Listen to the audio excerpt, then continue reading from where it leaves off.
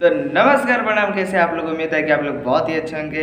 आपका भाई अफसर इमाम उर्फ राजा बाबू आज रोस्टिंग करने वाला है राधे श्याम रसिया और आर्यन गुप्ता भैया के ऊपर, जो अभी अभी नया एक गाना लेके आ रहे हैं लोग। अभी लाइव रिकॉर्डिंग उन लोग का हुआ है। रे पगली 2 के बाद एक और सॉन्ग आ रहा है, तो चलिए उसको हम रोस्टिंग करके आप लोग को बताते हैं उन लोग का क्या रिएक्शन है क्या नहीं, आप लोग को बताते हैं। इसलिए ज़्यादा देरी नहीं करते हुए वीडियो को स्टार्ट करते हैं। बेवफा रे बेवफा। तो देखिए भैया लोग, यहाँ पे आर्यन गुप्ता भैया कैसे गा रहे हैं।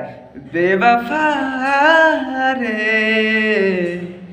बेवफा। आहा, क्या आवाज़ है, क्या मस्त सुरीली आवाज़ है इनकी। चलिए आगे बढ़ते हैं।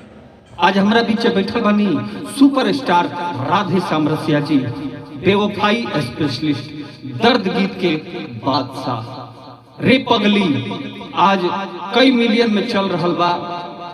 बड़ी खुशी के बात बा कि पब्लिक के प्यार हमरा भैया राधे श्याम रसिया जी के मिलल और रे पगली सुपर हिट भइल। तो का है आर्यन भैया, सब कोई के पता बा कि रउआ पास में, रउआ बीच में राधे श्याम रसिया भैया ही बैठल बड़े, खेसारी लाल ना, समझ ल। वो तो सब कोई जानता, बेवफाई specialist super star number 1 Radhe Shyam रसिया भैया ही होंगे भोजपुरी इंडस्ट्रियल के, समझ ला लो। और तू भी समझ ला आर्यन गुप्ता भैया।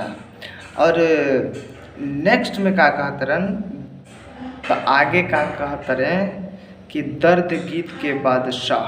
तो सच बात है भैया, दर्द गीत का भोजपुरी इंडस्ट्रियल में बेताज बादशाह है राधे श्याम रसिया भैया।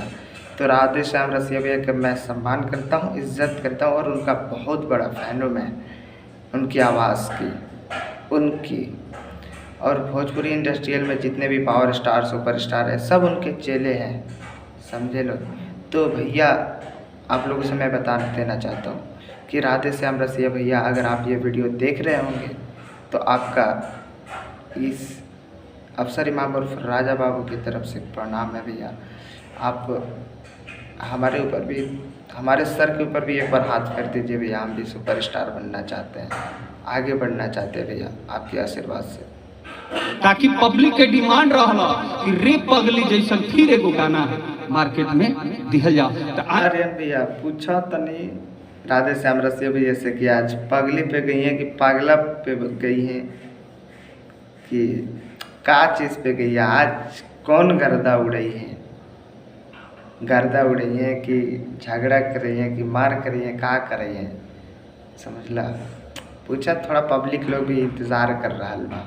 आई भैया से बात करतन कि आज भैया कौन धमाल बचाएं, पगली के गान की पगला के गान कि बंगला छाप के गान। तो हम सारे पब्लिक लोगों से हाथ जोड़ के विनती करते हैं कि राधे श्याम रसिया भैया को ऐसे ही सपोर्ट कीजिए लोग। और साथ में अपन है छटका भाई अफसर इमाम उर्फ राजा बाबू के भी सपोर्ट करिए लो भैया। चला लोग आगे बढ़ता नहीं है। आए भैया सब श्रोता के नमस्कार करतनी चरण छूके। तो भैया लोग, राधे श्याम रसिया भैया आप सभी भोजपुरी समाज श्रोता को पैर छू के नमस्कार कर रहे हैं, प्रणाम कर रहे हैं। आप लोग उनको आशीर्वाद दीजिए और उनको सपोर्ट कीजिए, प्लीज़ उनको आगे बढ़ाइए लोग। और भैया रुआ हमारे ऊपर हाथ एक बार फेर दी जरूर, प्लीज़ भैया, रुआ से रिक्वेस्ट बा।